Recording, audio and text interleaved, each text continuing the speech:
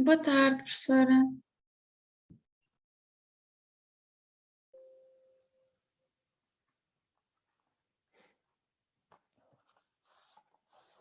Olá, Joana, consegue ouvir-me? Sim, Ok. baixinho, mas sim. Está baixinho. Vamos ver se pomos mais alto, então. Assim já está melhor, não? Já. A professora por acaso viu a mensagem que eu lhe enviei pelo Moodle? Não respondi. Se calhar respondi pelo Moodle, não? Eu penso que não. Não. Espera aí. Era sobre o quê, Joana? Era a pedir se poderia apresentar agora às 6, porque eu às 7h30 tenho que ir para a outra aula e entretanto eu por volta das 6h30 eu estou aqui com pinturas em casa e por volta das 6h30 chegam os senhores e eu não queria. Ai, hei de apanhar um bocadinho de barulho e não queria também depois estar aqui com os barulhos todos. Era só por esse motivo. Tudo bem, por mim tudo bem. Se não houver ninguém também com urgência, Não há qualquer problema. ok.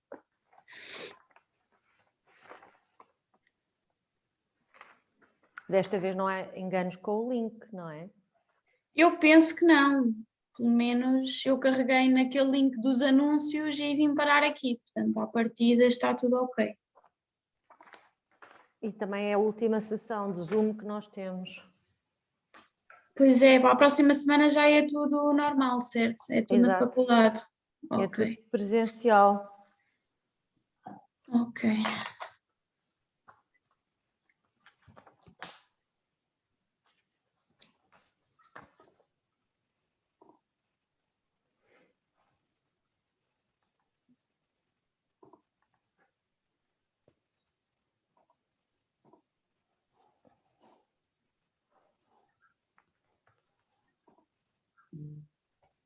Olá, boa tarde. Olá, boa tarde.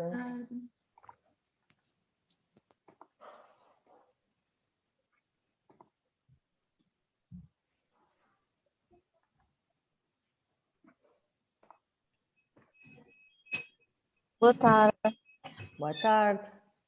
professora. Eu vou estar aqui, mas vou ter a câmara desligada porque eu encontro a caminho de uma consulta com o meu filho, está bem?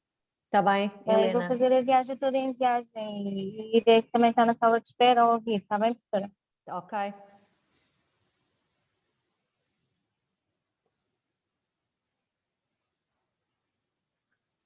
A Ana Guedes também vai ler o seu livro hoje, não é, Ana? Sim, professora, tenho aqui. Eu acho que a Joana pediu para ser primeiro. Porque ela Sim, não faz mal. E depois passamos para si, está bem? Sim, pode ser.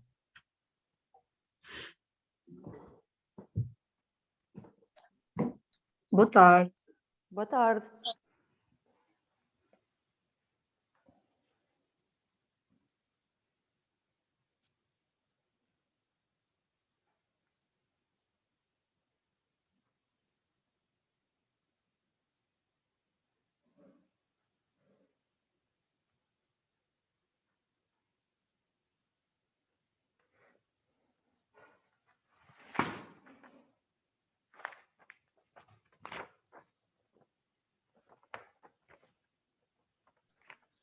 Tem alguma ordem para para fazer a apresentação? Até agora temos o número 1 e número 2. Temos a Joana e a seguir a Ana Guedes. Ok. Então eu posso ser a seguir, não sei se somos só 3. A Daniela, não é? Sim. Está bem. Combinado. Obrigada.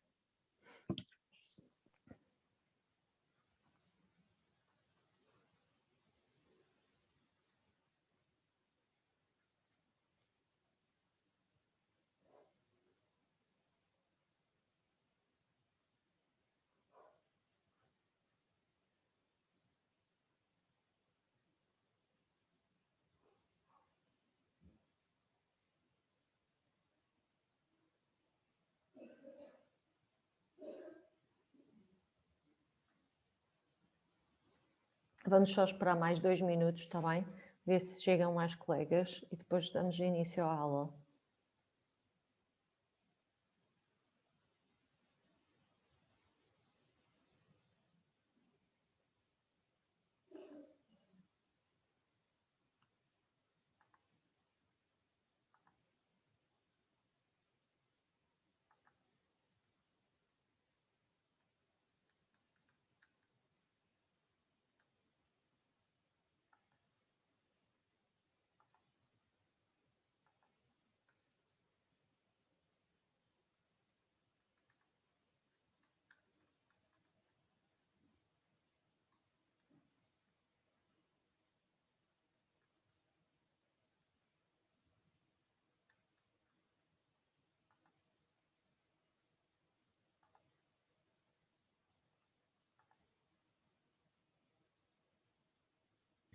Boa tarde, professora. Olá, boa tarde.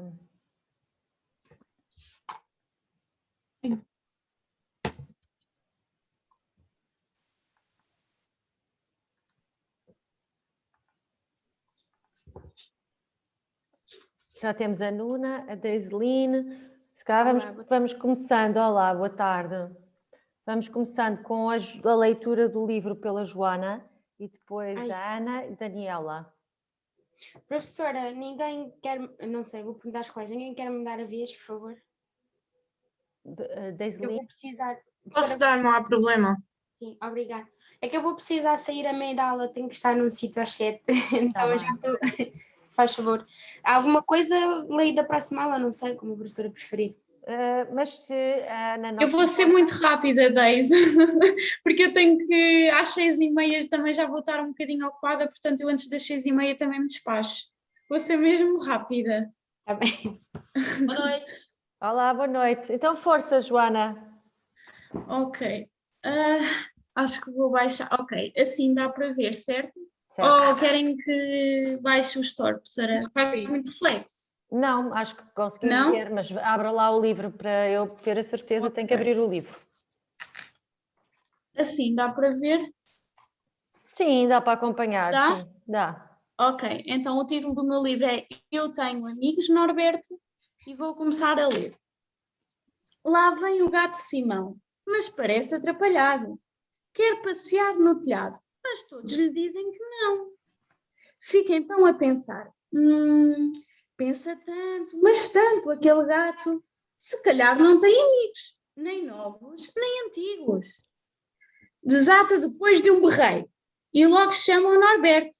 O moço vive ali perto, no alto daquela sobreira. Ninguém convencia o gato Simão a deixar de chorar. E sabes porquê? Foi uma coisa muito disparatada. E vou já contar-te como é que foi. O gato Simão queria muito, mas mesmo muito, dar um passeio pelo telhado da casa da Dona Zulmira. Não lhe apetecia ir sozinho. Com amigos seria muito mais divertido. Cruzou-se com o cão, a quem lançou um desafio. Vamos até ao telhado. A vista lá em cima é tão bonita. Logo o cão, lhe disse. Estás maluco, Simão? Nem penses. Ainda dou um trambolhão. O Simão não lhe ligou, pois vinha lá a pata com os seus patinhos, quá, quá, quá, quá, em fila, naquele andar desengonçado, que quase parece que vão tropeçar nos próprios pés. Vamos até ao telhado. Podemos ficar no sol das telhas. Logo a pata lhe disse. Estás doido, Simão? Nem penses. Os meus filhos são muito pequeninos. O Simão começou a ficar mesmo muito triste. Mas vinha lá a tartaruga. Vamos até ao telhado. É tão bom escorregar até à ponta. Estás louco, Simão? Nem penses. Ainda parte a carapaça. Cada vez mais triste, o Simão ouviu a mesma resposta do ouriço, da cabra, do galo e até do caracol. Ai, que horror! Não tenho mesmo amigos. Grande berreiro, como já estás a imaginar. Foram chamar o Norberto, o moço mais inteligente que há no bosque e arredores. Veio num voo ensonado, pois dorme de dia e voa de noite, mas nunca deixa um amigo sem ajuda. Aterrou junto do gato Simão. Chorava há tantos minutos que até fizera aparecer um lago salgado. Ué. Que se passa, Simão? Por que é que choras assim? Não tenho amigos, Norberto, não tenho. Que grande disparate, como assim não tens amigos? Ninguém gosta de mim, ninguém quer passear comigo. O Norberto olhou em volta. Os outros animais, preocupados, encolheram os ombros. Não sabiam o que fazer. Conta-me lá, Simão, conta-me tudo direitinho. Queremos perceber. O Simão limpou as lágrimas e foi dizendo como, um a um, todos os seus amigos se tinham recusado a passear com ele pelo telhado. Oh, Simão, Simão, então não vês que passear nos telhados é coisa de gato? Já viste uma pata no telhado? Não. E uma tartaruga? Também não. E um cão? Também não. Se tivesses vindo comigo, iam adorar. Estás enganado, Simão. Alguns dos teus amigos não conseguem subir ao telhado e muito menos andarem por lá sem cair. Não, claro que não. Se a pata te convidasse para dar um mergulho no lago, tu davas? Não. E se o cão te convidasse para fazer buracos e esconder ossos, tu fazias? Não. E se a tartaruga te convidasse para dormir todo o inverno, tu dormias? Não. Vês? Todos os teus amigos são muito diferentes. Se queres companhia, tens de escolher algo também possível para eles. Pensa lá. O que é que poderias tu fazer com os teus amigos, o cão, a pata, a tartaruga, eu e todos os outros? O Simão pensou e, aos poucos, as lágrimas foram secando. Os olhos já sorriam com a ideia. Já sei! E se fôssemos todos brincar às pedras rolantes? Ouviu-se logo uma grande barulheira.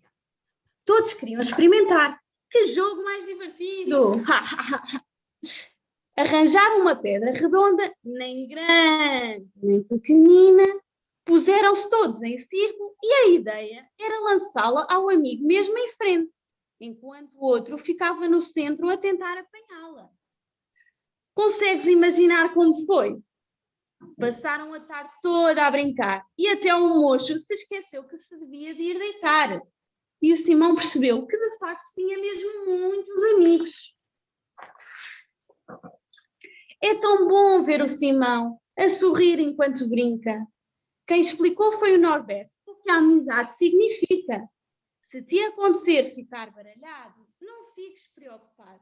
Basta chamar o Norberto, ele vive aqui muito perto. Conta-lhe o que se passa, seja dúvida ou desgraça. Com toda a sabedoria, vai levar-te à alegria. Fim da história. Ou talvez não. Se pedires, aqui está. Não me contas outra história? Pediu o Simão entusiasmado. Só se for mesmo muito curtinha, avisou o moço cansado.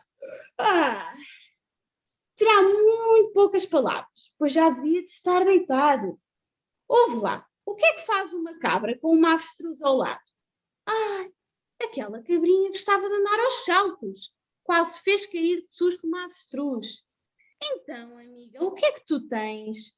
Deixa lá, cabrinha, não te preocupes. Preocupe sim. O que é que foi? Não encontro a minha casa. Sou tão distraída. E agora? A cabrinha sabia muito bem onde era. Iria ajudá-la. Pediu que lhe a seguisse. Andaram bem depressa e ao fim de muitos minutos chegaram. Era ao lado do grande pinheiro. Ficaram tão contentes que nem imaginas. A cabrinha contou-lhe então histórias para a acalmar e só se foi embora quando a amiga já dormia, a sorrir. E tu, já fizeste algo assim? Queres contar-nos como foi? Podes interromper a minha história, chegou ao fim. Então, Joana, diga lá, porque é que escolheu essa história e qual é a faixa etária mais adequada? Portanto, eu planeei esta história para contar a crianças de jardim de infância, penso que seja o mais adequado, até porque faz com que as crianças se consigam colocar no lugar do outro quando precisam realmente de ajuda e consigam ver quando os outros também precisam de ajuda, ou seja, não olhar só para eles como também para a posição dos outros colegas. Portanto, esta história foi pensada com esse objetivo, ou seja, não é por um amigo dizer que não naquele momento que não queira ser amigo dele. Portanto, foi mais neste aspecto que pensei nesta história. Eu diria mais para 4, 5 anos, não é? 3 Sim, anos jardim de talvez infância. ainda, pois, Sim. ainda seja um bocadinho prematuro, está bem. Joana, esse livro é traduzido ou é uma obra original portuguesa? É original.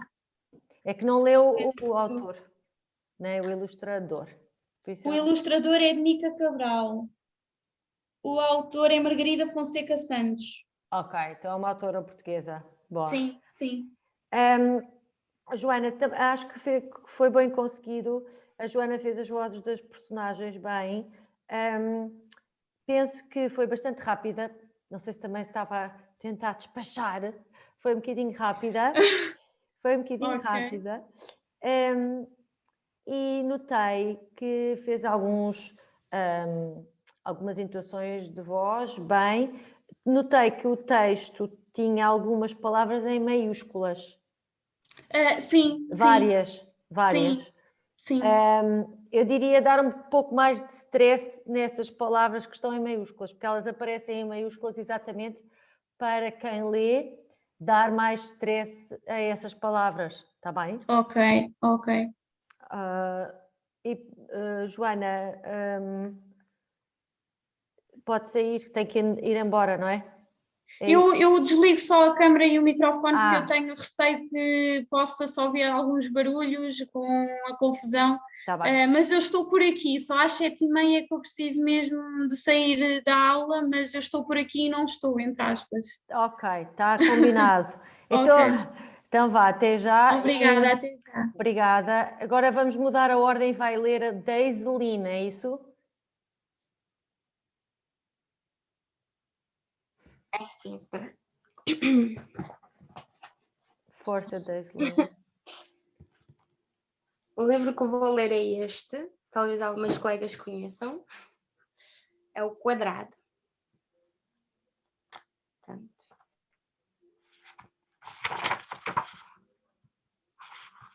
se calhar mais para baixo. Assim, ok. Quem é o autor e ilustrador? Bem, o autor... Tenho que ler aqui uma tradução. É um texto de Mac Barnett, ilustração de John Clayson. Okay. Acho que não dá para ver aqui. É uma tradução feita por Rui Lopes, primeira edição, maio de 2018. Faz parte da coleção Orfeu Mini. Ok. Ora bem, o quadrado. Portanto, este é o quadrado.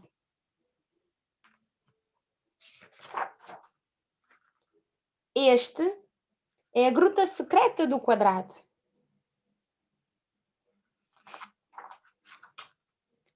Todos os dias o quadrado desce à sua gruta. E tira um bloco de pedra do monte.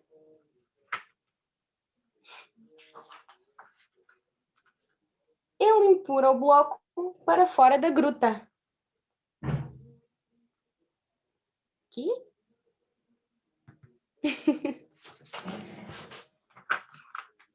E leva-o para o outro monte no topo da colina. Este é o trabalho do quadrado. Um dia, quando o quadrado estava a trabalhar, a círcula pareceu flutuar.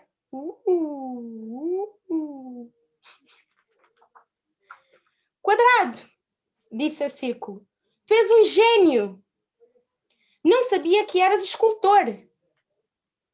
Ah, sim, disse o quadrado. O que é um escultor?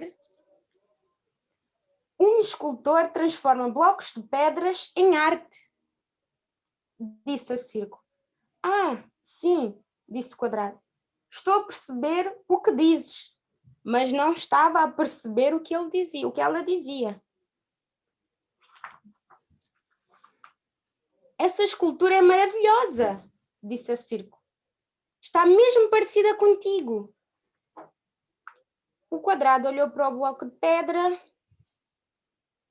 Sim, suponho que seja maravilhosa. Agora, disse a círculo, tens de fazer uma parecida comigo. Ah, disse o quadrado. Amanhã regresso para ver. Adeus, gênio. Círculo, disse o quadrado. Acho que te devia dizer uma coisa. Mas ela ai! Mas ela já se tinha ido embora. Peço desculpa, professora, atrapalhei. Ai, mãezinha, disse o quadrado. Olhou bem para o bloco. Tenho de fazer com este bloco. Fiquei... Ai, desculpe, professora, estou a trabalhar imenso. É a pressa, ok. Tenho de fazer com que este bloco fique parecido com a círculo, disse ele. A círculo é perfeita, por isso isto tem que ficar perfeito. O quadrado começou a esculpir o bloco de pedra. Ora, bolas, disse o quadrado, isto não está perfeito. Livra, disse o quadrado, ainda está pior. E voltou a trabalhar. Trabalhou e trabalhou e trabalhou mais ainda. Ah! Gritou o quadrado. Tinha esculpido o bloco todo. Não restava nada. Só via paras à sua volta. Se alguma coisa é ao contrário de perfeito, então só pode ser visto. Só pode ser isto. Vou ficar acordada a noite toda para resolver este problema. O quadrado adormeceu.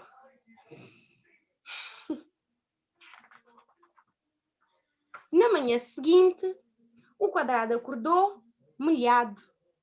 Estava desesperado. O que eu fiz? Eu empurro blocos. Não lhe dou forma. Não sou um gênio. Olá, gênio, disse a círculo. Vim mais cedo. Ai, mãezinha, suspirou o quadrado. Já acabaste? Perguntou a círculo. Sim, sim, disse o quadrado. Já acabei. A círculo olhou para baixo. Ah, disse ela. Era lindo, era encantador. Está perfeito, disse a círculo. Está? Perguntou o quadrado. Sim, disse a círculo. És um gênio, disse a círculo. Mas seria mesmo?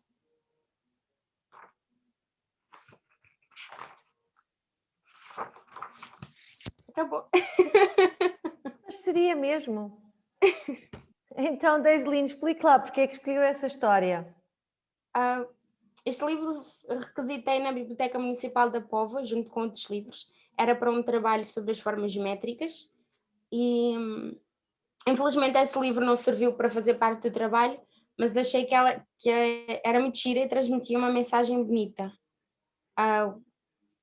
O quadrado queria fazer uma coisa perfeita e depois, no fim, não conseguiu fazer como ele queria e para o círculo era perfeito, ou seja, podemos fazer algo que para nós pode não ser perfeito e para outra pessoa é o suficiente, é o que basta e é giro, é bonito.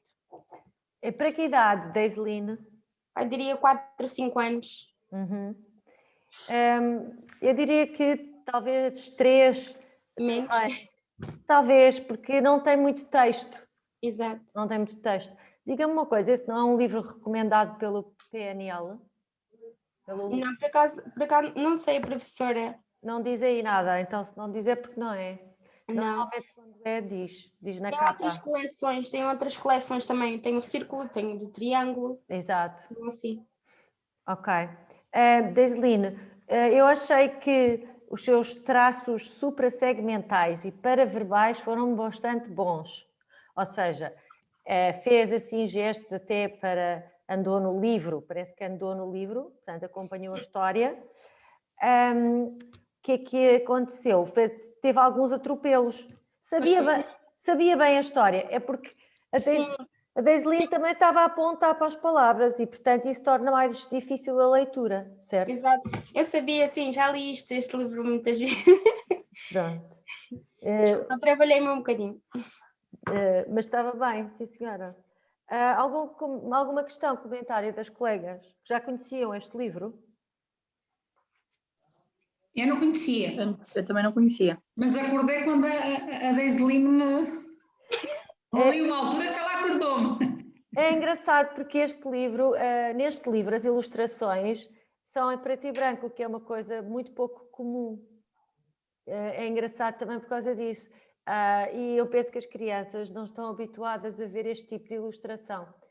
Já leu às crianças, Deiseline? Não.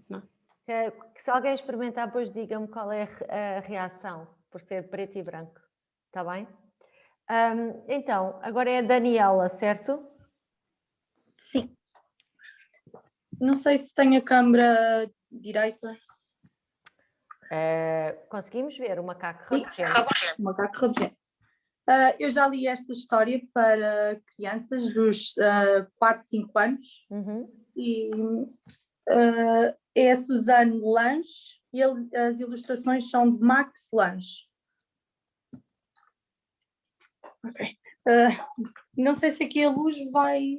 Agora estamos a ver bem. Sim? Sim. Ok. Sim. Então, o macaco rabugento.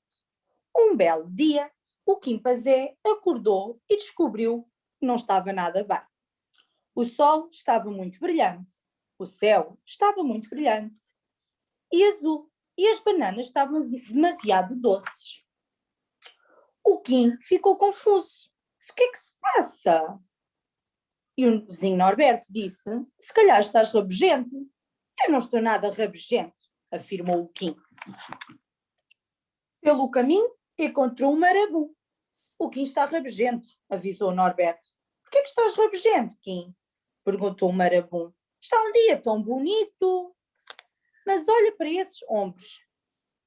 Opa. Deixaram-me de ouvir. Deixámos de a ver. Ouvir, continuamos a ouvir. Agora já vimos outra vez. Ok, desculpem. Mas olha para esses ombros, disse o marabu. Pois é, concordou o Norberto. Estás todo curvado. Então, o Kim endireitou-se. A seguir, encontrou o Lémure. O Kim está rabugento, avisou o Norberto. Por que é que estás rabugento, Kim? Está um dia tão bonito. Rabugento? Eu não estou nada rabugento, afirmou o Kim. As tuas sobrancelhas estão franzidas, disse o Lémure. Pois estão, concordou o Norberto. Estão todas enrugadas.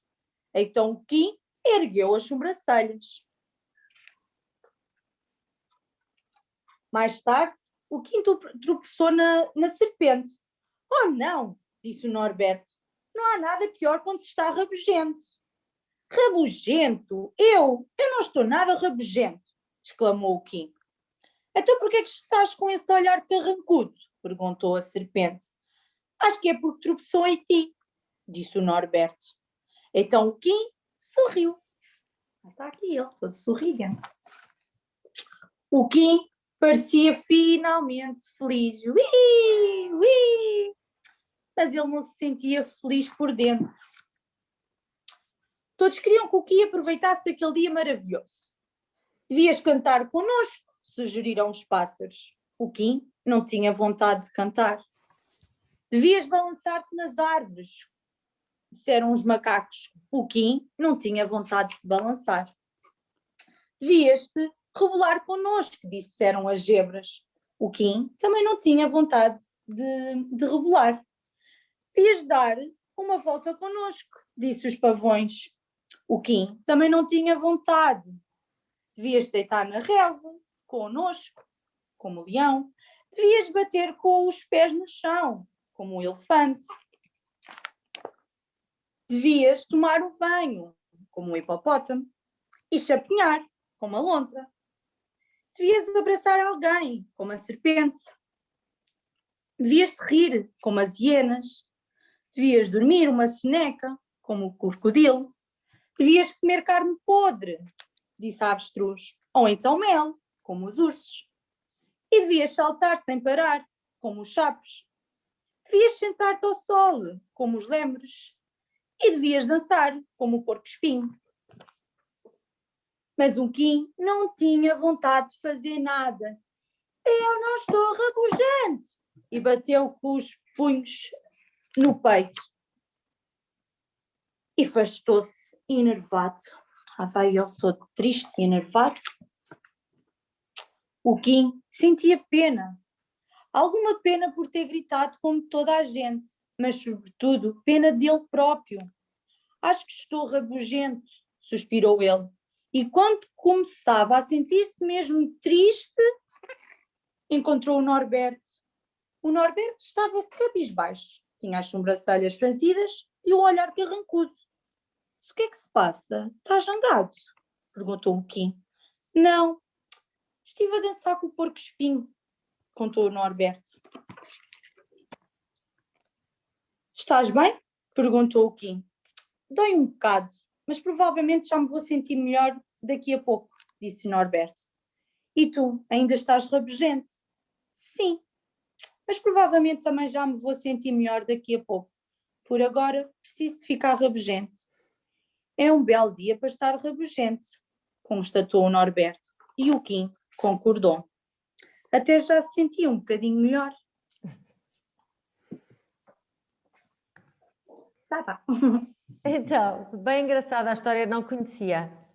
Eu também não, eu quando li, eu achei que fosse um bocadinho comprida, que eles perdessem o interesse, mas correu bem, porque depois eles também tiveram a dizer que às vezes não se sentiam bem, né? Que nem toda a gente se sente bem, que às vezes entram tristes, e não digo rabugentos, mas às vezes alguns estão, por isso eles aceitaram o livro. E tiveram com atenção até ao fim, portanto Sim, não era sim, demasiado longo. Sim, há sempre crianças que não tomam atenção a nada, mas ali na sala onde eu estou temos de tudo, mas correu bem. Ok. E diga-me uma coisa, durante a leitura eu notei que tem o livro bem treinado, conhece bem a história, tem boa intuação. Há umas características do livro que utilizou bem, como seja a linguagem repetida, não é? Sim. Ele vai sempre repetindo as mesmas coisas. E, de facto, nessa repetição da linguagem, notei também que enfatizou essa mesma repetição. Sim, exatamente esse o propósito, não é? Que sempre rabugento.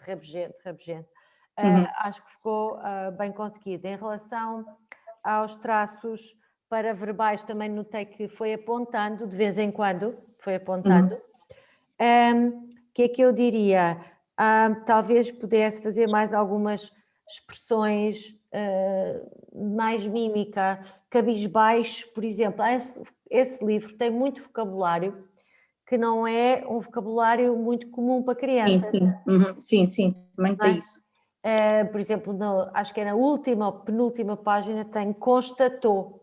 Constatou é uma palavra rara, não é? Sim. Nós não falamos assim. Olha, ele constatou que qualquer coisa. Na oralidade não falamos assim. E, portanto, pareceu-me um bom livro para trabalhar estas palavras raras que vão aparecendo.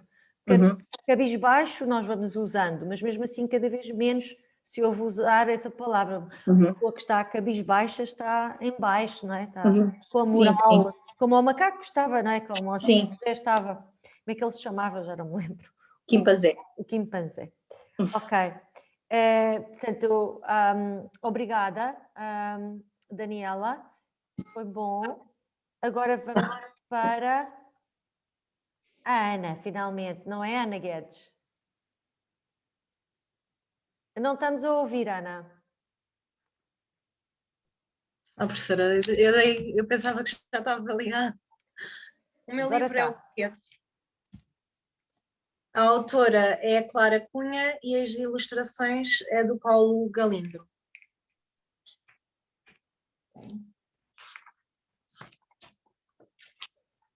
Bem, Sim, não conseguimos ler, mas nós também só queremos é ver. eu vou contar. Andava uma manada de hipopótamos de lá para cá e de cá para lá, quando apareceu uma zebra e disse: Alto lá! Podem dizer-me o que andam vocês, hipopótamos, a fazer de lá para cá e de cá para lá? Tu não sabes! Gritaram os hipopótamos entre os dentes. Chegou à selva o coquedo. E quem é o coquedo? Perguntou a zebra. O coquedo é muito assustador. Prega sustos a quem estiver parado no mesmo lugar. Andava uma manada de hipopótamos e de zebras de lá para cá e de cá para lá, quando apareceu um elefante e disse: Alto lá! Podem dizer-me o que andam vocês, hipopótamos e zebras, a fazer de lá para cá e de cá para lá? Ai, tu não sabes! Gritaram todos entre os dentes. Chegou à selva o coquedo. E quem é o coquedo? Perguntou o elefante. O coquedo é muito assustador. Prega sustos a quem estiver parado no mesmo lugar.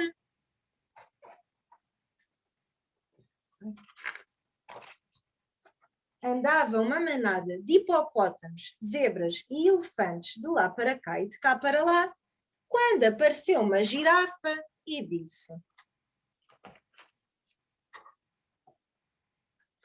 Alto lá! Podem dizer-me o que andam vocês, hipopótamos, zebras e elefantes, de lá para cá e de cá para lá? Ai, tu não sabes! Gritaram todos entre os dentes. Chegou à selva o coquedo. E quem é o coquedo? Perguntou a girafa. O coquedo é muito assustador. Prega sustos a quem estiver parado no mesmo lugar. Andava uma manada de hipopótamos, zebras, elefantes e girafas de lá para cá e de cá para lá, quando apareceu um rinoceronte e disse: Alto lá! Podem dizer-me o que andam vocês, hipopótamos, zebras, elefantes e girafas, a fazer de lá para cá e de cá para lá? Ai, tu não sabes! Gritaram todos entre os dentes. Chegou à selva o coquedo. E quem é o coquedo? Perguntou o rinoceronte. O coquedo é muito assustador. Prega sustos a quem estiver parado no mesmo lugar. Andava uma debandada de animais de lá para cá e de cá para lá, quando apareceu o coquedo e disse: Alto lá! Podem dizer-me o que andam todos os animais da selva a fazer de lá para cá e de cá para lá? Ai, tu não sabes! Gritaram todos entre os dentes. Chegou à selva o coquedo. E quem é o coquedo? Perguntou o coquedo. O coquedo é muito assustador. Prega sustos a quem estiver parado no mesmo lugar. Ai, é? Bum! Ai, não passei a página. Assustou todos os animais da selva. Essa Vitória, história é Vitória. muito gira. Acabou a história. Eu já conhecia, não sei se as suas colegas já conheciam. É, eu já é muito sabia de conhecida cor. a história. Muito É. gira. É ótima. Ana, teve a oportunidade de a ler? Professora, eu nos meus primeiros anos de trabalho, este foi o primeiro livro que eu li às crianças de 2 anos, que era a idade com que eu estava na altura. E eu pensei que eles não iriam entender muito bem, mas eles entendiam, tanto entendiam que eles pediam todos os dias para eu ler esta história e tinha uma menina que sempre que acordava dizia sempre: O coquedo, o coquedo! e começava a fugir pela sala. Aham. Então, pronto, eu contava aos dos 2 anos, mas também já fiz uma atividade com uma escola, com os do 4º ano e Uhum. 3º, que foi, eu contei a história, mas tapei a imagem do coquedo e eles tiveram que imaginar o coquedo e desenhar o que eles Uhum. pensavam ser o coquedo. E que também foi muito engraçado.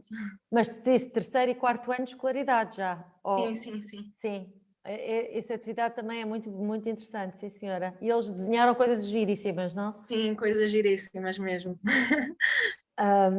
Muito bem, eu gostei muito da leitura do Coquedo, acho que a sua intuação estava ótima, também já tem treino, não é? Já conhece a história bem. Pois lá está, eu já conto há tanto tempo.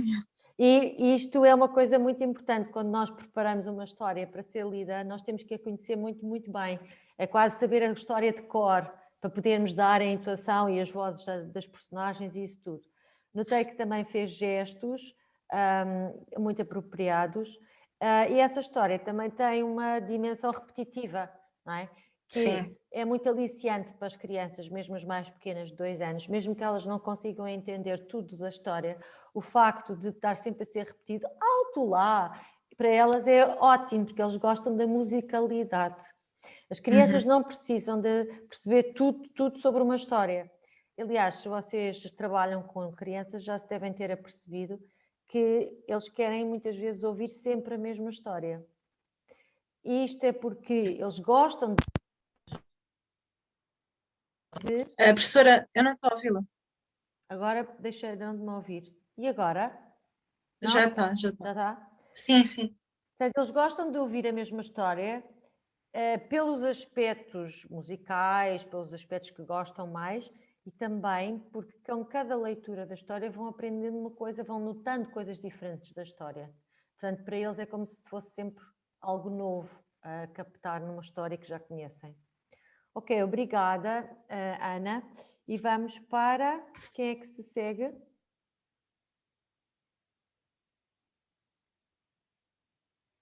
Ninguém mais quer ler? Ana, está com ar. A Inês já leu. A Jane já leu. A Joana já leu. A Rita já leu. Não está cá mais ninguém que precise de ler. A Bárbara ainda não leu ou já leu? Já não sei. Tenho que ver. Não, pois não? A Bárbara vai ler hoje ou não? Bárbara e a Nuna. São as que Eu não consigo, professora, eu não tenho aqui o livro. Mas para a semana. Ok. E a Nuna? Não estamos a ouvi-la. Professora, eu não sei se a minha internet está em condições para ler. Então podemos aguardar para a semana que vem, quando estivermos presencialmente na sala. Sim, porque eu estou no portátil. É que ontem tive um desastre, o meu computador fixa a variar, que eu estive a chorar a aula de matemática todo. Eu estou no portátil, portanto, chapéu. Okay. Mas posso ler. Então vamos a história que eu escolhi também é pequeniníssima. Realmente na sua internet a sua imagem não é famosa. Pois não. Vamos aguardar para a semana. De facto, a sua imagem não é famosa. Está muito... Para a semana já estamos em presencial. Exatamente, para a semana já estamos em presencial. Está bem? Ok, então, hoje nós vamos continuar, mas antes de continuar, queria perguntar-vos se tiveram a oportunidade de fazer um pequeno glossário como eu vos pedi. Eu estava a fazer os resumos, professora. Como? Eu também. Sim, professora, eu fiz, mas assim só as palavras, não aprofundei, não fiz a definição do que era. Tem que ser mais tempo. Está com... Ok, a Helena é que estava a falar, está com muito eco. Sim, estou dentro da sala de espera. Ok. Olinda, desculpa, o que a Olinda disse que eu não percebi? Eu disse que tenho feito todas as aulas, eu faço o resumo da matéria e faço o resumo das palavras. Portanto, não sei se quer que lhe diga alguma coisa. Vamos fazer um pequeno jogo. Depois vamos fazer presencial uma quiz, um pequeno teste formativo para a semana quando estivermos em aula. Mas para já, vamos fazer um pequeno jogo. Uma de vocês vai lançar uma palavra para o bate-papo e as outras vão responder o mais rapidamente que puderem. Portanto, por exemplo, se eu colocar a palavra Mother is. Vocês têm que responder o que é. Definir o conceito ou a palavra, ok? Respondemos verbalmente ou escrito? Escrito, o mais rápido que conseguirem. E preferencialmente sem olhar para os apontamentos. Boa. A Jane respondeu, a Olinda respondeu. Ok? Agora vamos começar com a Rita.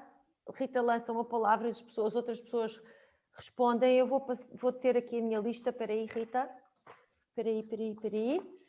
Aqui a minha lista eu vou chamando aleatoriamente. Uma coisa, professor. Ok? Posso? Rita, força.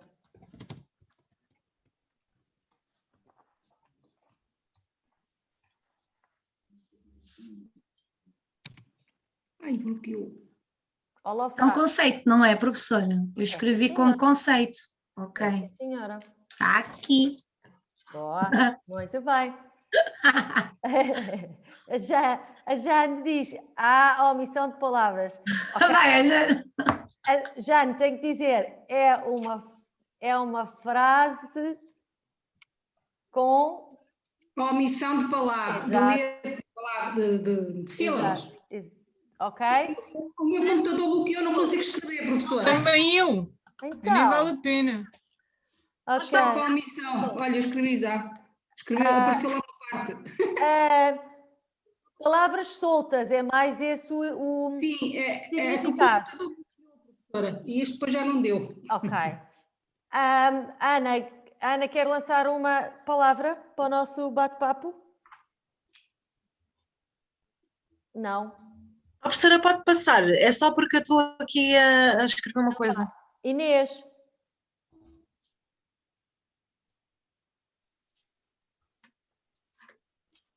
Aquela Ana.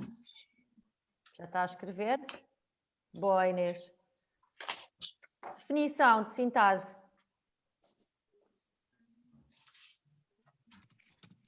Ok. Organização das palavras na frase. Boa. Ordem das palavras na frase. Organização da frase. Muito bem. Agora vamos passar para a Bárbara.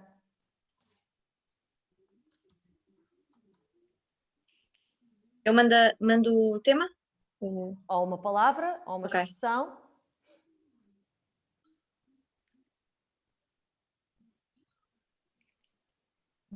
Isto não acompanha. Pode ser um conceito que seja expresso numa só palavra ou numa expressão. Por exemplo, se eu disser discurso telegráfico, é uma expressão, não é? É um conceito preciso. O que é o discurso telegráfico? É forma de... Sem as componentes da frase, as conjugações da frase, portanto, os artigos e as preposições. São frases sem os artigos e os determinantes, ok? É que eu não consigo escrever, professora, com o computador bloqueia, portanto prefiro falar. Como é que se chamam esses artigos determinantes no vosso livro? Palavras? Definido. Palavras funcionais. O que são palavras funcionais? São estas pequenas palavras que ligam as palavras principais de uma frase, os nomes, os adjetivos, os advérbios, etc. Ok? Então, Bárbara quer fazer... A Bárbara lançou agora pragmática. É saber utilizar a linguagem apropriada. Apropriada. Sim, as regras da linguagem, a organização, como é que é estruturada a frase. Tanto é que se vocês conseguirem escrever, era bom. Também posso escrever ou não? Também pode escrever. A que lançou também pode escrever. Mas não convém escrever antes de outras pessoas terem escrito, está bem? Bárbara, se calhar, pode completar aquilo que já foi dito, porque não está completo. Ok.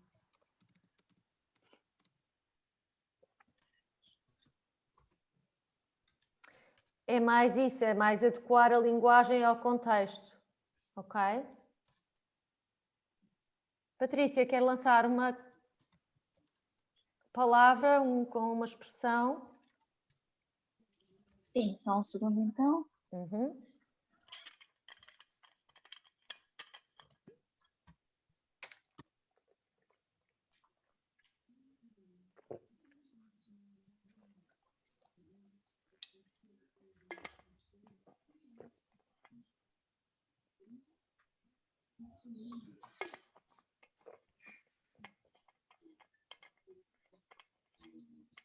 Prosódia.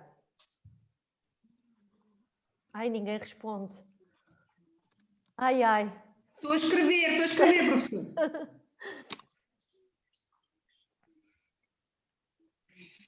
Não, são traços suprassegmentais, a intuação quando dizemos alguma coisa. Sim, a acentuação das frases, a prosódia é a intuação, é mais a intuação do que a acentuação, certo? Intuação. Intuação, e tem a ver também com os traços suprassegmentais, é um sinónimo, vá, de traços suprassegmentais. Quando nós dizemos traços suprassegmentais, estamos a falar da prosódia, da intuação, da modulação que damos ao discurso, ok? Mais, quem é que quer agora lançar? Jane.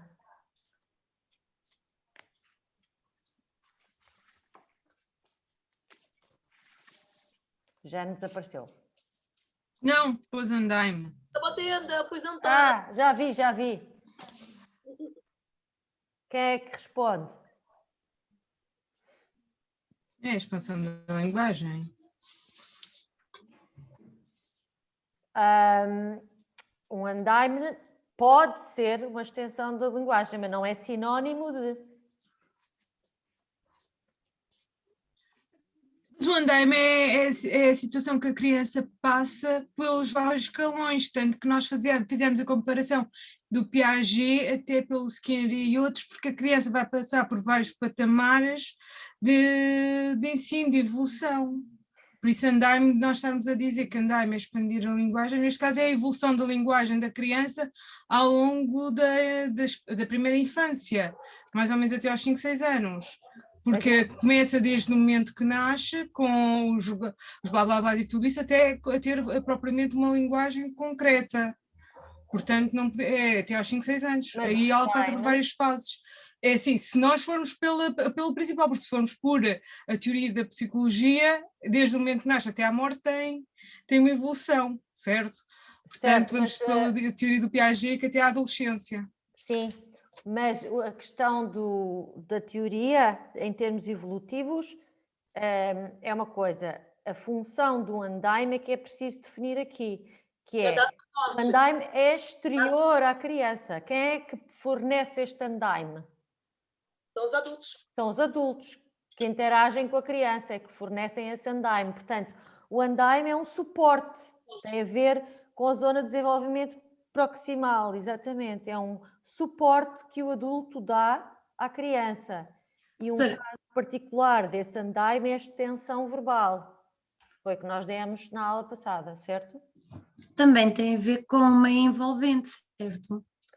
O andaime é o meio envolvente, social, tudo isso. Justamente. É porque eu escrevi da teoria de Vygotsky. E Vygotsky fala do meio ambiente, o efeito que o meio ambiente faz na criança e no seu desenvolvimento. Sim, exatamente, Rita. Portanto, o que aconteceu foi que Brunner, mais recentemente nos anos 60, 70, começou a falar na zona do desenvolvimento próximo e no scaffolding. Scaffolding é andaime em inglês, mas ele foi buscar essa noção a Vygotsky. Ele é que tornou conhecida esta noção do scaffolding, que é igual a andaime, ok? Scaffolding é igual a andaime. Foi o que nós vimos nas aulas. Ok? Mais.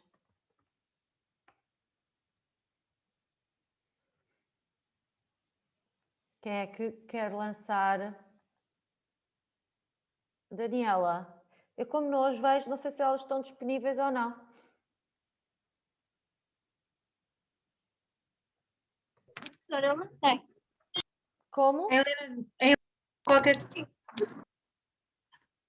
Quer lançar uma palavra para o nosso A bate? Helena escreveu qualquer coisa, A acho Helena eu. escreveu, professora, já. Ah, já apareceu. Generalização abusiva. Isso é uma boa. Quem é que responde?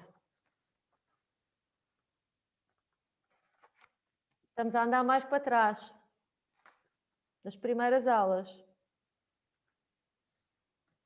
O que é uma generalização abusiva?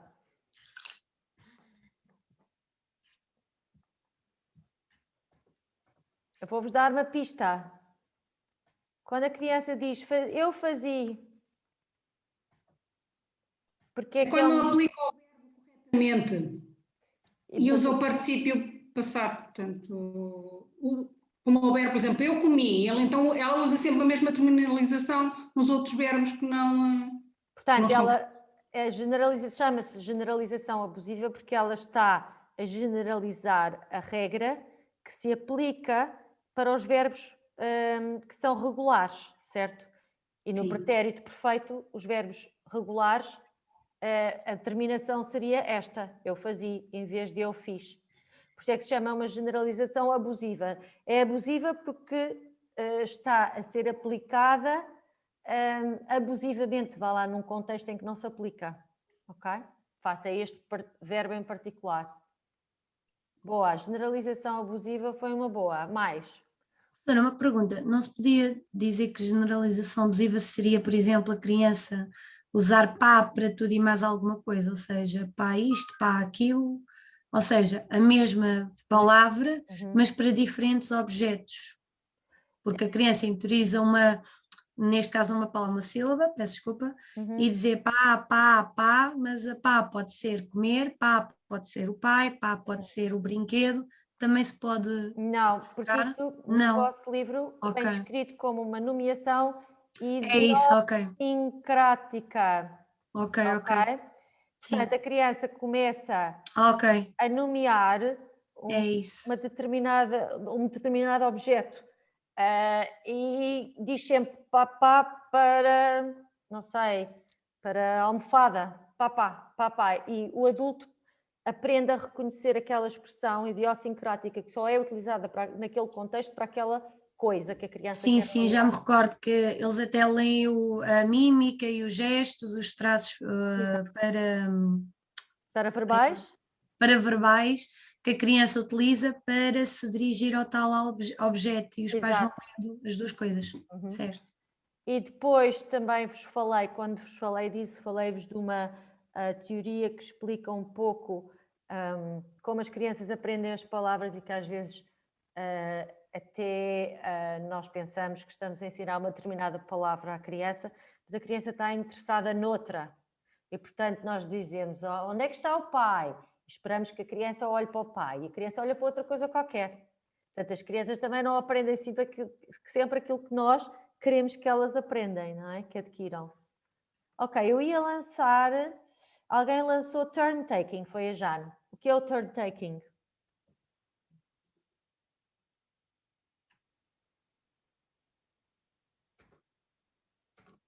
Quem responde?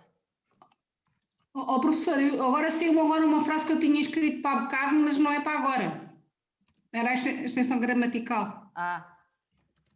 Ok, boa. Exatamente, o turn-taking, a criança responde ao adulto através de sons. E qual é a fase em que se dá este turn-taking, que também se chama, nesta fase, protoconversação, não é? 5 meses. Diga, Jane? De 3 a 5 meses. Exatamente. De 3 a 5 meses. E qual é a fase de desenvolvimento? A Helena disse. Pré-linguística, boa. Então, é vocal, é a fase vocal, não é? Vocal, ainda não é linguística. Ok. Mais? Extensão gramatical. Meninas, que é a extensão gramatical?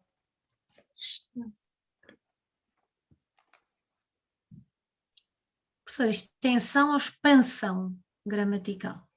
A vossa autora acho que usa as duas coisas e as duas maneiras podem ocorrer. A expansão gramatical é aquilo que eu pus em cima, que é aos 18 meses que se dá o boom e que a criança começa a relapia tudo. 18 meses, esta resposta era para quê? Não era para nada, professora, ela seguiu. Ok. Os 18 meses... Tanto que até leva ao ponto de interrogação. Então, os 18 meses é igual à explosão linguística. Exato, explosão, ok. Explosão. Baralhei aí, professora. E o que é que me tinha dito antes era... Agora, não percebi, desculpa. Agora perdi-me. O que é que tinha dito antes, Rita? Extensão linguística. Ok. A extensão, vamos lá ver. A extensão pode ser gramatical, pode ser semântica. A extensão verbal pode-se subdividir em gramatical, semântica. Portanto, há vários aspectos que se podem considerar quando falamos da extensão verbal. O que é que nós queremos dizer? Quando, por exemplo, a criança diz pai, popó, e nós dizemos o pai está no popó, estamos a fazer uma extensão gramatical. Estamos a incluir o quê? O determinante, o artigo, e estamos o pai, estamos a dizer o pai, e estamos a pôr o verbo, porque a criança não pôs verbo. Portanto, podemos dizer que é uma extensão gramatical. Se nós estivermos a fazer uma extensão semântica, estamos mais preocupados em estender uma frase do ponto de vista do seu significado. E, portanto, podemos dizer, sim, o popó do pai é vermelho, certo? Já temos mais um adjetivo, ok? Portanto, semanticamente, a frase foi aumentada do ponto de vista do seu significado, ok? Enquanto que a extensão gramatical não houve propriamente um aumento de significado, houve simplesmente uma correção, vá lá, houve um modelo que foi dado de como a frase se deve construir, ok? Mais.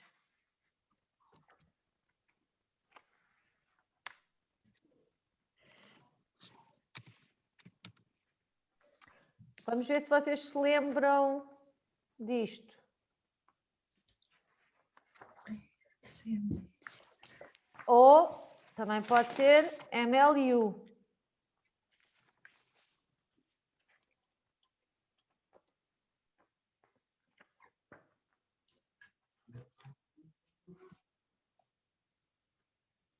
Não? Ninguém? Rita? Há duas respostas, professora. Isto às vezes leva muito tempo. Cálculo do número de palavras relativas à idade, ok? Índice médio por enunciado. O comprimento médio por enunciado é realmente por extenso o que CME quer dizer. O MLU é o Mean Length of Utterances, é a mesma coisa, só que é a expressão em inglês, o acrónimo em inglês, ok? E o que é que isto nos diz, o CME?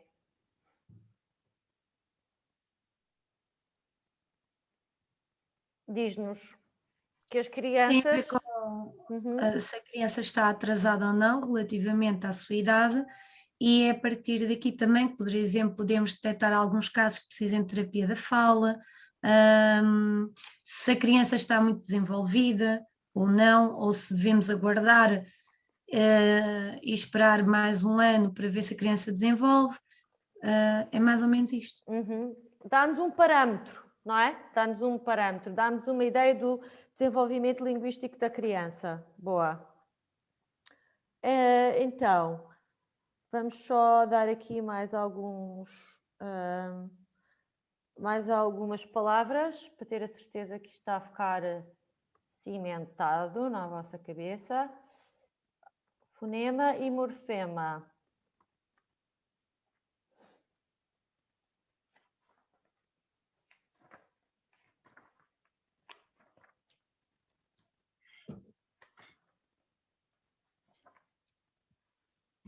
Alguém?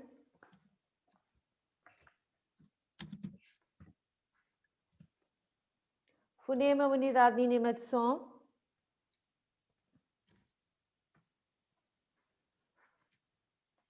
E o morfema, a unidade mínima de sentido. Deem-me um exemplo de um morfema.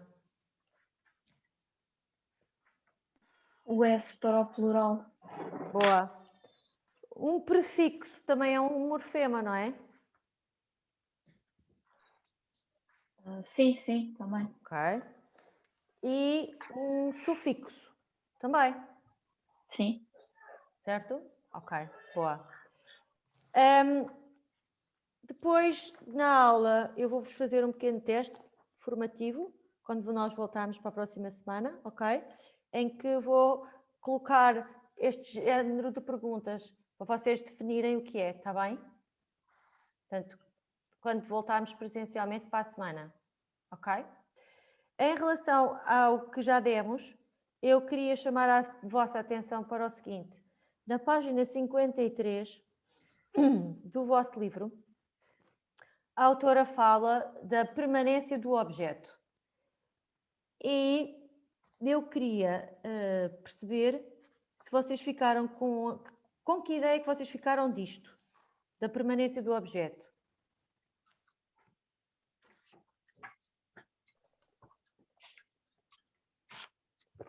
Porquê? Porque está ligado... Nós já demos isso. Diga. Então é quando a criança percebe-se que apesar do objeto já não está no seu campo de visão, ainda existe.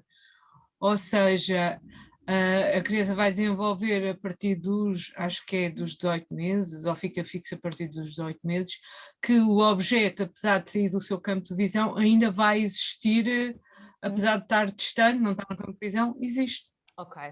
Foi isso que vocês deram em psicologia? Correto. Ok, mas está incorreto. É por isso que eu gosto sempre de falar disto.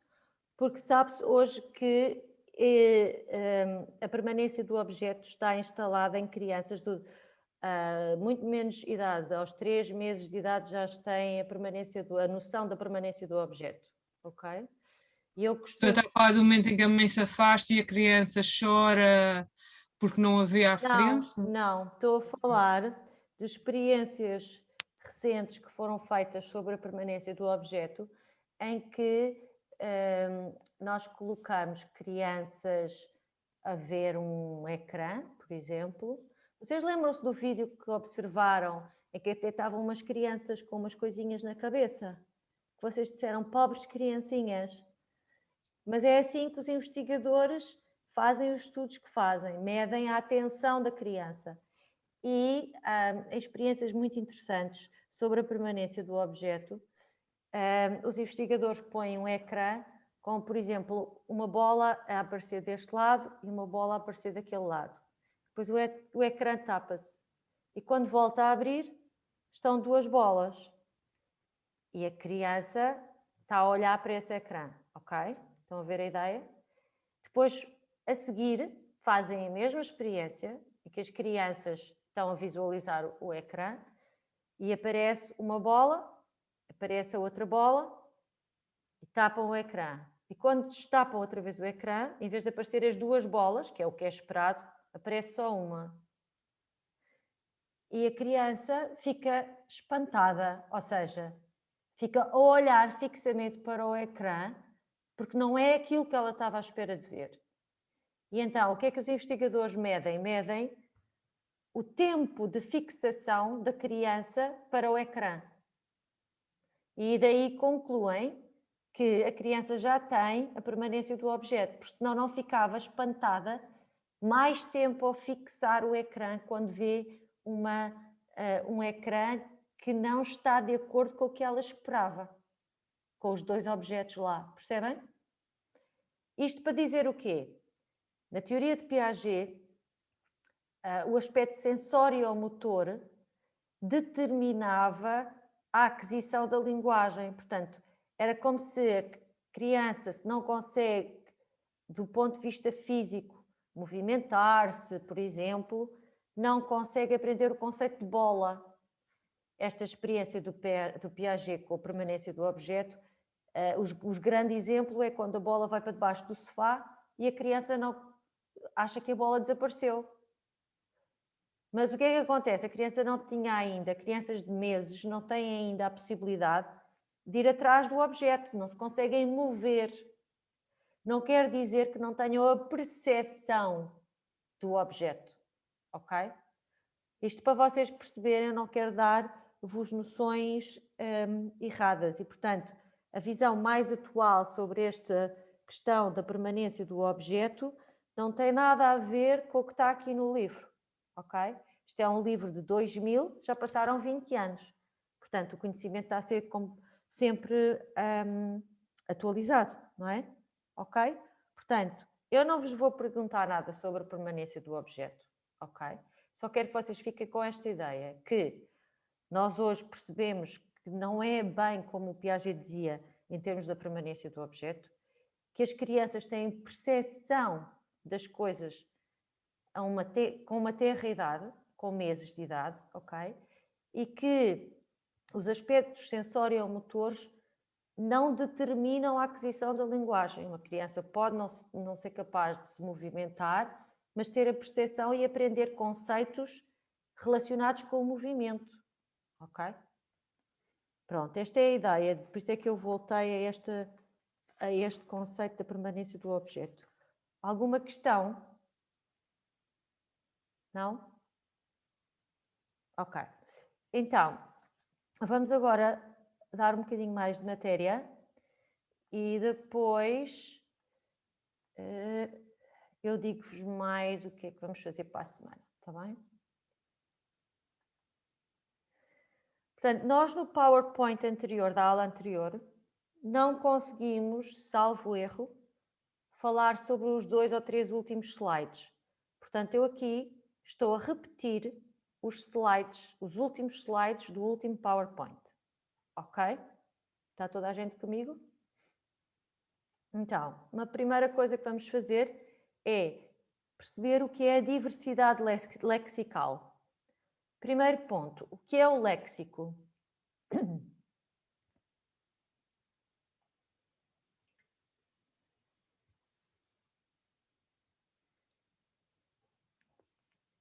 O que é um bom sinónimo de léxico?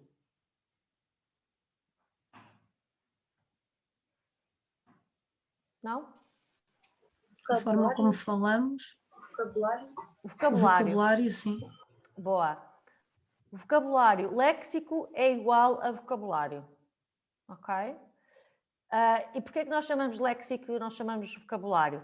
Porque os linguistas acham que léxico é mais adequado, porque as palavras podem assumir vários significados. E, portanto, nós não podemos dizer... Então, qual é a diferença entre semântica e diversidade lexical? Já vamos ver. Vamos ver. Vamos ver com exemplos. A semântica é o sentido das frases, certo? Ok? A diversidade lexical tem a ver com o índice de diversidade semântica. Portanto, é aqui um paralelo, ok? A diversidade semântica tem a ver com significado. E agora vamos ver o exemplo da página 70.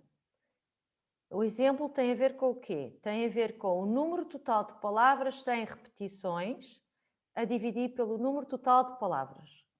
Na página 60, nós temos 9 palavras que não repetem e 12 palavras como palavras totais.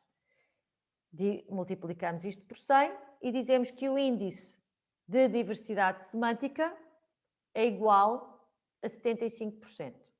Então agora nós vamos à página 70 para termos a certeza que percebemos este exemplo, ok?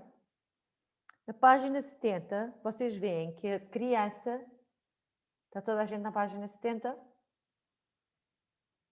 Que a criança diz: cubos, mãe. Rui gosta cubos. Repetição de palavra cubos.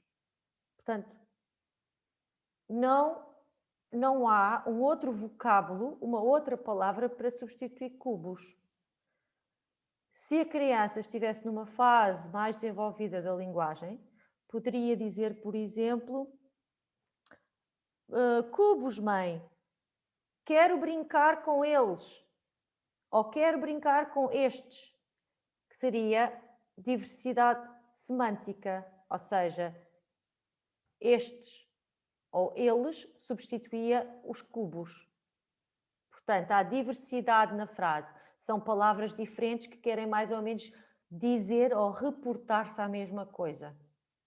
Estão a perceber a ideia? Ok? Depois, se continuarmos, a criança diz cubo grande, este pequenino, e depois a mãe diz uma série de coisas, e a criança diz popó, papá, e depois popó outra vez e azul. Se a criança dissesse popó, papá, e depois na frase seguinte dissesse, por exemplo, pai, desculpem, carro em vez de popó, tínhamos mais diversidade semântica. Ou seja, a diversidade semântica tem a ver com a não repetição de palavras. Portanto, quanto mais variedade de palavras que não se repetem houver, mais alto é o índice de diversidade semântica. Ok? E vocês reparem que nós no nosso discurso diário utilizamos muitos referentes, por exemplo, para não estar sempre a repetir o sujeito de uma frase, não é? Nós dizemos podes dar à Rita. Se uma pessoa não ouvir, nós repetimos podes dar-lhe. Nós estamos sempre a dizer as mesmas coisas, não é? Temos diversidade lexical. Ok? Nuna, está claro? Sim, professora, obrigada. Ok. Então, agora há um outro conceito que a autora do vosso livro introduz, que é preciso também entender, que é a diferença entre paratase e hipotase. Portanto, grosso modo, sem entrar em muitos detalhes de tipos de frases diferentes, nós podemos dizer que a paratase, ou incluída na paratase, estão as holofrases. As frases simples, que não têm verbo, popó, papá, papá, popó. E frases simples e coordenadas, por exemplo, conjunções como e, eu quero bola e carro. E o mas, o pois, também já. O mas é uma conjunção adversativa, certo? Portanto, conjunções de coordenação e depois também adversativas como mas e explicativas, pois. Na hipótese, já temos frases mais complexas. Já são frases com orações finais, causais. Eu vou para casa porque está frio. Eu, quando for à escola, vou falar com o João. Já são frases muito mais complexas, certo? Se tu vieres para o pé de mim, eu dou-te um beijinho. Condicionais, ok? Portanto, são frases mais complexas e mais compridas, não é? Que é isto que nós começamos a ver, sobretudo a partir dos 3 anos, 4 anos, é que as crianças começam a explicar-se muito melhor, começam a falar com frases muito mais complexas e mais compridas, não é? Portanto, estão a usar a linguagem para se expressar e para expressar pensamentos muito mais complexos, ok? Portanto, vocês vão encontrar estas noções de hipotase e paratase antes do final deste capítulo, ok? E mais precisamente, eu ia-vos dar a página para vocês verem. 88. Ok, obrigada. Estava aqui ainda na página 70. Muito obrigada, Olinda. De nada. Depois, o que é que nós podemos ver mais no vosso livro que é importante? Portanto, podemos ver que a vossa autora caracteriza muito bem o desenvolvimento linguístico por fases. Depois, quando chega aqui aos 4 ou 5 anos, já não diz muito mais. Porquê? Porque, basicamente, os rudimentos da linguagem estão adquiridos. Não é? Está adquirido. A criança já fala muito bem aos 4 anos. E, portanto, já está na fase da hipotase, ou seja, já consegue formar frases complexas com gramática complexa e já tem um discurso marcado pela diversidade lexical, por vocabulário diferente, ok? Como nós vimos. E, portanto, já não há muito a dizer, já não podemos dizer que tem muitas características que precisamos de anotar como um grande marco de desenvolvimento, porque já está quase tudo adquirido, os grandes marcos estão adquiridos, ok? E o mesmo no 5º ano de vida. E a autora do livro até diz que o 5º ano de vida é aos 5 anos de vida, desculpem, é um aperfeiçoamento do 4º ano. Portanto, o que é que acontece? Basicamente, o amadurecimento dos 4 anos anteriores. A linguagem expande-se em termos de quantidade de vocabulário e as frases são compridas. E é por isto também que o CME, o comprimento médio por enunciado, deixa de fazer sentido a partir dos 5 anos. Vocês já não vão descobrir grande coisa sobre o desenvolvimento linguístico da criança, porque já está tudo adquirido. Portanto, se vocês fizessem a medição do comprimento médio por enunciado, iam constatar que já está muito perto do que um adulto, do discurso de um adulto, da linguagem de um adulto. Ok? Depois, ainda o scaffolding e o Vygotsky. Penso que também não tivemos ainda a oportunidade de dizer que na página 90 vocês têm aqui o que a autora chama a visão vygotskiana. E no fundo estou só a chamar a vossa atenção da localização deste conceito no livro, ok? E aqui, se vocês olharem para a página 90, vocês veem aqui até uma representação gráfica que ajuda a perceber esta zona de desenvolvimento próximo. E por zona de desenvolvimento próximo nós normalmente usamos o acrónimo ZDP, ok?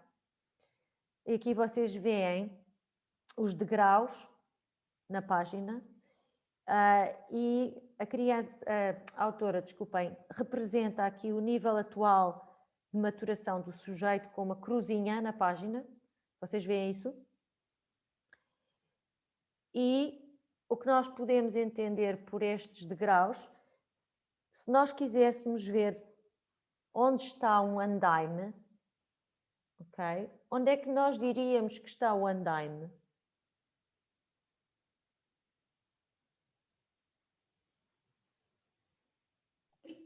Tem a bolinha?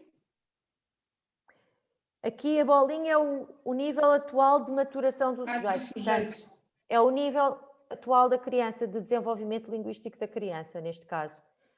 Portanto, se nós falarmos no andaime, no suporte que o adulto dá, o suporte tem que estar um pouco acima do que a criança é capaz de fazer sozinha, certo? Portanto, se pensarmos na extensão verbal, por exemplo... É o X com o 0? Portanto, é mais qualquer coisa, certo? Ok? Portanto, a extensão verbal é um excelente exemplo do que é um andaime, do que é o scaffolding. Se a criança diz popó, papá, e a mãe diz, sim, o papá está no popó amarelo. Estamos a sustentar o desenvolvimento linguístico, estamos a dar mais pistas para a criança aprender mais sobre a linguagem. Não é? Por isso é que nós temos que pensar neste andaime como um modelo. É um modelo que o adulto fornece, que é ligeiramente acima do que a criança sabe e consegue fazer sozinha. Imaginem, eu não vou ter um discurso de uma criança que me diz popó, papá, do género... Sim, é um Cadillac 640 com um turbo não é? Não fazia sentido absolutamente nenhum, certo? Nem eu sabia dizer isso, professora. Mas isto é um exemplo que serve para qualquer outro contexto, não é? Portanto, a ideia é que nós não vamos dar muito mais informação do que aquilo que a criança é capaz de fazer naquele momento, porque senão ela não chega lá, a informação nova é demasiado, não é? Portanto, não posso bombardear a criança com nova informação assim aos milhares, tenho que dosear isto para ser só um bocadinho acima do que ela já consegue fazer. Ok? Portanto, isto está na vossa página, na página 90. E na página 93, vocês têm depois aqui um esquema que a autora vos apresenta, na página 93, em que ela fala de uma série de coisas importantes a desenvolver durante a educação pré-escolar e durante a creche também, creche e educação pré-escolar. Como é que eu resumiria isto? Portanto, vocês têm aqui estes eixos todos, é preciso olhar para a legenda para perceber os eixos. O CO é a compreensão oral, o CE é a compreensão da linguagem escrita, EO é a expressão oral, desculpem, e EE é a expressão escrita. Portanto, temos a componente da oralidade, que é a compreensão do oral e a expressão do oral, e depois temos a componente escrita, que é a compreensão daquilo que é lido, portanto a leitura, e a expressão escrita. Ok? O que é que acontece? Até bem pouco tempo, no pré-escolar, era dada muito pouca atenção à dimensão do desenvolvimento da compreensão da linguagem escrita. Focávamos muito mais o desenvolvimento da compreensão oral e a expressão oral do que propriamente pensar na escrita. É uma coisa um bocadinho esquisita pensar na escrita no pré-escolar e na creche, não é? No entanto, o que é que vocês veem hoje em contextos educativos, e muitas de vocês trabalham nesses contextos? As crianças aos 2 anos, 3 anos já conhecem o seu nome, por exemplo. Porque nós colocamos o nome no cacifrozinho, colocamos no cabide, certo? E, portanto, as crianças começam a ter uma exposição à linguagem escrita que não tinham há 30 anos atrás, ou há 40, quer dizer, não imagino a minha educadora a ter isso na sala de aula, a ter nomes para as coisas, por exemplo. Já vemos que os educadores não só escrevem o nome das crianças, como se for para um cantinho da casinha, já podem escrever cantinho da casinha, ou legos, ou blocos, certo? Portanto, há escrita que rodeia as crianças. E aqui, neste livro a seguir, nós vamos ver alguns exemplos que a autora nos dá de como nós podemos rodear as crianças de escrita e fazer atividades também para desenvolver não só a compreensão oral e expressão oral, mas também a escrita, ok? E ela dá-vos aqui alguns exemplos nas páginas 94, 95, e uns deles passam por a recomendação da utilização de lenga-lengas e poesias. E ela diz que são desafios dentro da zona do desenvolvimento próximo. Porquê? Porque lá está estas lenga-lengas, poesias, que agora também temos um leque variado de escolha, nos livros recomendados pelo PNL e não só. Vemos que as crianças vão começar a aprender muito mais linguagem a partir destas lenga-lengas, poesias. Alguém se lembra de uma lenga-lenga? Alguém se lembra de uma lenga-lenga apropriada para meninos de 3 anos?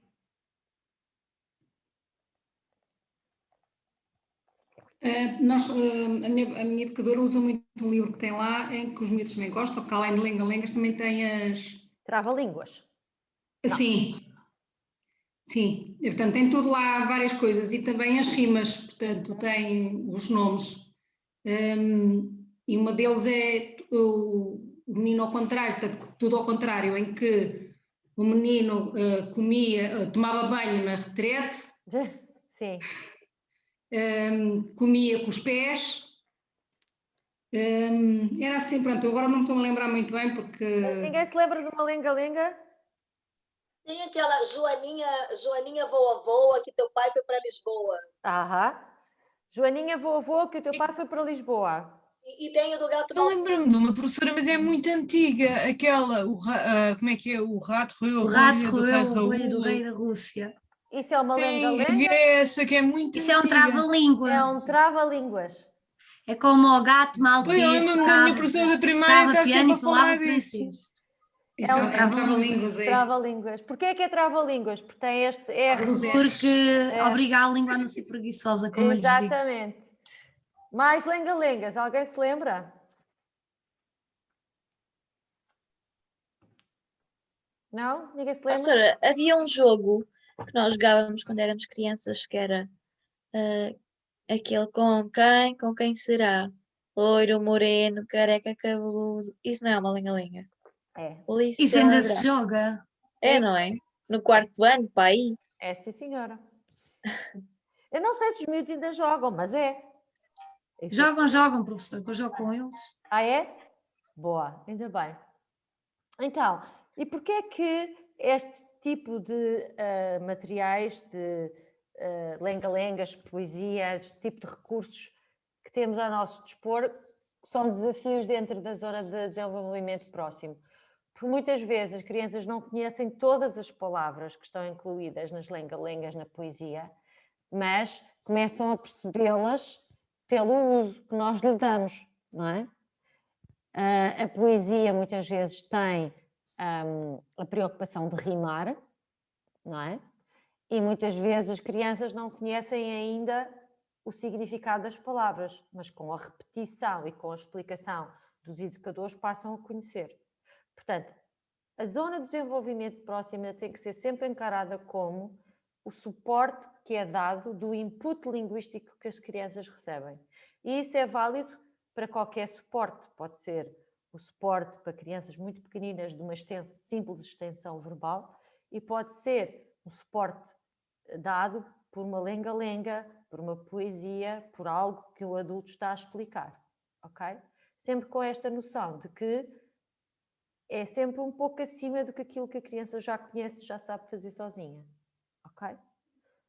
Portanto, depois aqui este vosso capítulo acaba já com a criança de 6 anos e com uma citação de vários autores, e a primeira delas é a Inês Chinci, em que resumem o desenvolvimento do último ano do pré-escolar. Vá lá, as crianças normalmente fazem esses 6 anos antes de entrar para a escola primária, certo? Para o primeiro ciclo. Portanto, este último ano, dizem aqui estas autoras, as crianças já possuem uma mestria verbal que lhes permite expressarem-se oralmente com desenvoltura e interagir adequadamente com qualquer interlocutor falante da mesma língua. Por outro lado, revela sensibilidade a eventuais erros articulatórios, ainda pode fazer alguns, como seja estôgamo em vez de estômago, ok? E na sua própria produção, e já revela também o que eles chamam uma especial apetência por jogos de palavras e sílabas. Portanto, as crianças já gostam de jogos em que há repetição de sons e já reconhecem esses sons. Já sabem que cão rima com pão, certo? Conseguem reconhecer a sonoridade semelhante, ok? E é isto que nós chamamos, que estas autoras aqui chamam de conhecimento explícito e que nós hoje em dia damos ainda um nome mais preciso, que é a consciência fonológica. Já tinham ouvido falar deste termo?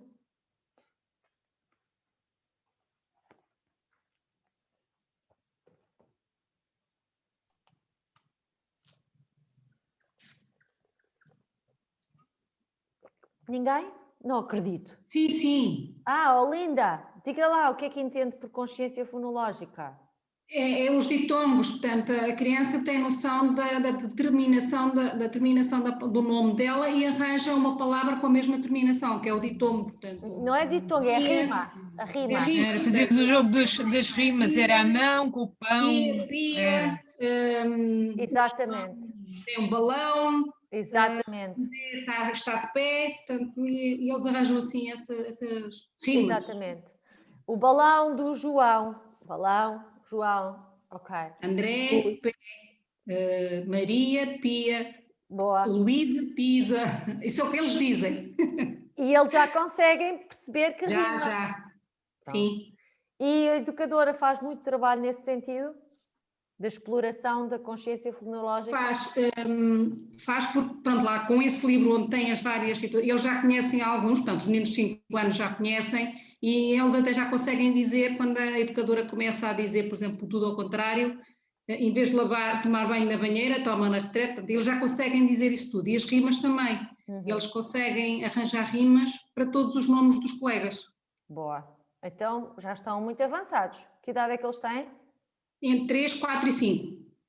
Sim, os mais velhinhos têm mais facilidade, certo? Sim. Porque os 3 anos ainda... Não é? Alguns já conseguem também. Ok. Muito bem.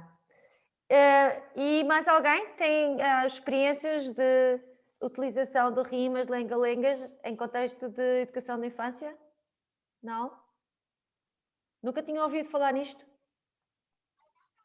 Já, professora, mas eu estou a trabalhar em creche e não tenho, os meus de 3 anos não falam nada quase.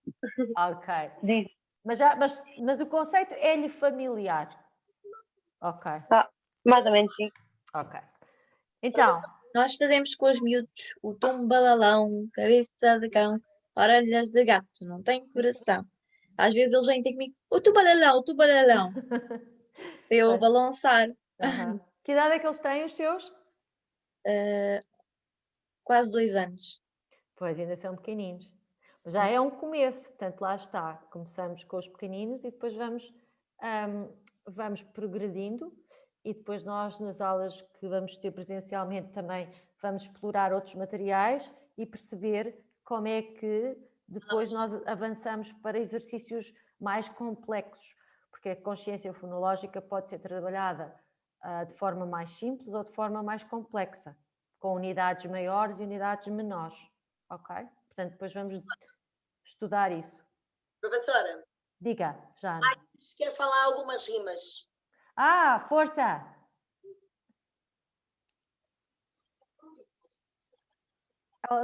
Ela quer que seja a Maia a dizer. Ela disse que camarão rima com pão. É verdade, camarão rima com pão. O que mais? Mais?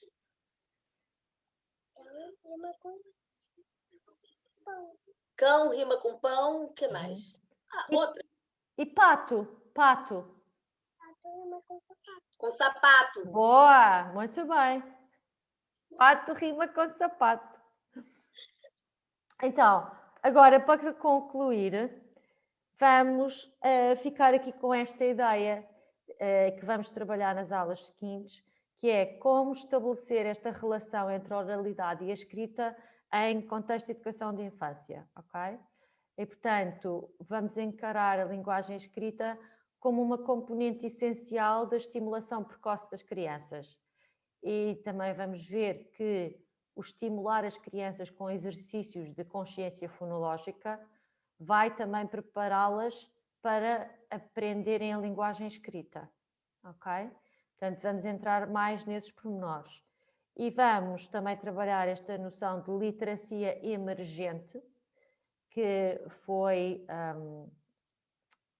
avançada aqui há uns 20 ou 30 anos por uma senhora chamada Marie Clay, e que se aplica para os mais novos, para os meninos de 4, 5 anos, que é a ideia de que eles já veem uma relação entre a fala e a escrita. Eles percebem que aquilo que dizem pode ser escrito, percebem que há uma direcionalidade na escrita, portanto as crianças começam a perceber que se escreve da esquerda para a direita, tanto é que quando tentam imitar uma escrita podem fazer uns rabiscos, mas começam da esquerda para a direita. Começam a perceber isso também quando o educador escreve coisas nos desenhos deles. Portanto, eles percebem que é uma direcionalidade da escrita e começam a reconhecer o seu nome, começam a reconhecer algumas letras, etc. E, portanto, o que nós sabemos hoje em dia é que o nome tem grande importância, porque é das primeiras palavras que as crianças aprendem. E vocês, se calhar, até já notaram, às vezes há numa sala vários meninos cujo nome começa com a mesma letra e eles às vezes enganam-se e pensam que é o cabide deles ou que é porque, por exemplo, há uma Sara e uma Sandra e, portanto, a letra é S. E às vezes eles fazem confusão, porque o que eles estão a fazer é um reconhecimento visual da palavra e da primeira letra. Obviamente que eles não percebem que é o fonema S ainda, quando são pequeninos, 3, 4 anos, ok? Portanto, vamos falar de todos esses aspectos à medida que vamos avançando. Eu queria só deixar-vos agora aqui com uns exemplos para vocês terem uma noção do que é para uma criança descodificar a linguagem escrita. Portanto, hoje em dia, como eu disse, as crianças já estão muito mais expostas à linguagem escrita, veem escrita por todo o lado, os educadores escrevem coisas na sala de aula, etc. Mas se nós pensarmos na leitura e o que é aprender a ler, se eu vos der assim uma coisa destas, vocês com certeza vão ficar estupefactas e nem sequer conseguem perceber se têm que ler da esquerda para a direita ou da direita para a esquerda. Conseguem ver? Sim.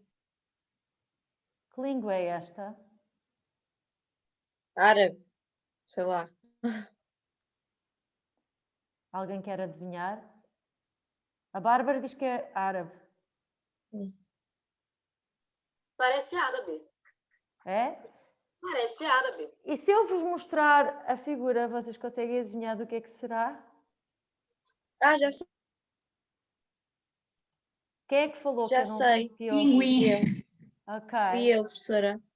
É do Paquistão, não é? Não.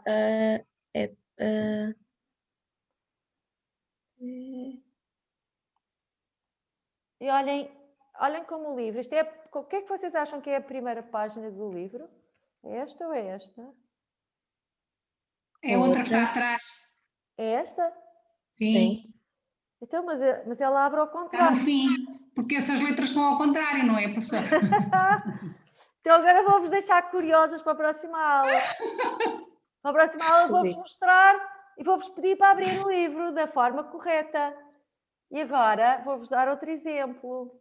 Vamos ver se eu encontro aqui um bom, assim com letras maiores.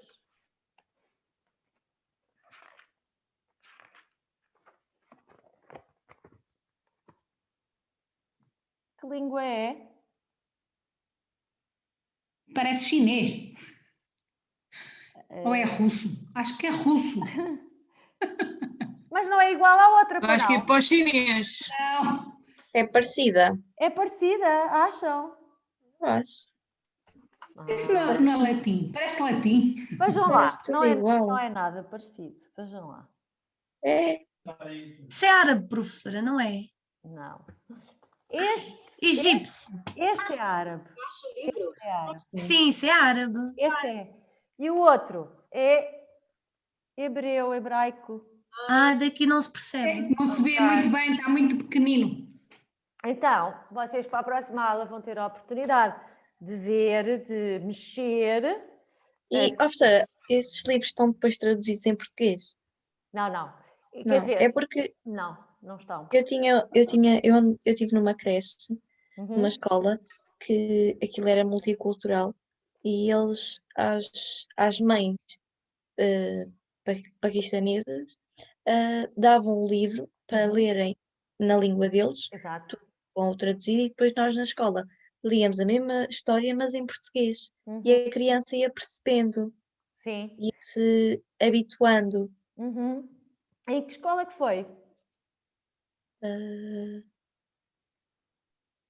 Como é que é? É que isso é uma prática muito louvável, mas não há muitos colégios ou muitas escolas que Não, façam aquela isso. escola é muito esquisita. Dê-me só um bocadinho, vou ver ali. Professora, na escola básica, se não estou em erro, do intendente, tem essa prática cultural de partilhar, dado a diversidade que existe de crianças nessa zona, e de, até mesmo a nível de língua, lexical, lá está, eles vão partilhando muitas palavras, pelo menos deu há pouco tempo nas Será notícias. talvez da comunidade cabo-verdiana? Não. Não, há um bocadinho de tudo a escola. Foi uma reportagem dos professores em que eles dizem que tem um bocadinho de tudo, desde indianos, chineses, Sim, cabo-verdianos, naquela angolanos. escola, Pronto. naquela escola era assim, chamava-se Fundação Aga Khan. Já sei. Conhece? Conheço. Sim. A Fundação Aga Khan. Aga Khan, Aga sim. Khan, sei. Até eles têm um templo ali ao pé Sim, da sim, cidade sim. de Café. É uma mesquita. Mesquita, exatamente. Sim. Portanto, Eu fui lá. ok. Mas eles não dão lá aulas, portanto, eles fazem Não, para não. a comunidade, não é? Deve ser isso. Ok, à comunidade árabe. Aquilo lá é que era os recursos humanos. Só fui lá, pronto. Ok. Mas o que eu estou a Mas falar foi é mesmo giro. de escola, professora. Pois, é uma escola pública. É o exemplo dos professores, Exatamente. da diversidade que existe cada vez mais nos nossos... Eu tenho uma aluna venezuelana e outra egípcia, por exemplo. Pois. Mas a egípcia fala português. Ok, vá lá. Menos É mal. mãe portuguesa e pai egípcio. Ela bem que me tenta ensinar, professora, mas eu não consigo. Ok, mas isso é realmente uma prática muito boa. Se nós conseguíssemos que os pais lessem na sua língua materna aos filhos, teriam certamente também melhor literacia em português. Porque o aprender uma língua acumula um vocabulário nessa língua. Mesmo que as línguas sejam muito diferentes, eles estão a adquirir vocabulário que depois transfere para a língua portuguesa, se for esse o caso, se estiverem a aprender português.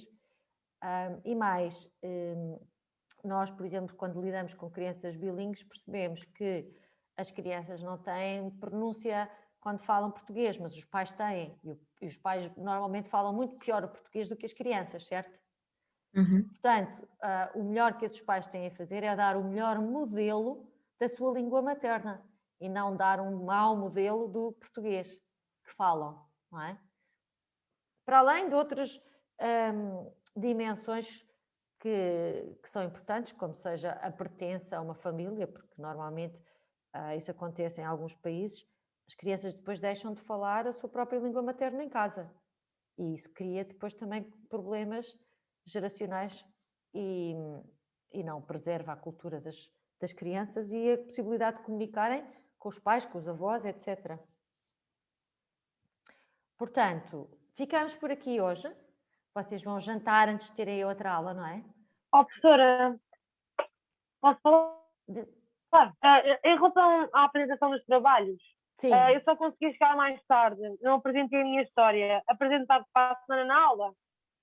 Sim, apresenta na aula para a semana, está bem? E eu também. Eu tentei enviar-lhe uma mensagem pelo Moodle, só que entretanto eu fiquei sem bateria e então como já estava a caminho, pronto, não é que o Márcio não enviou. Doutora, eu também apresento para a semana?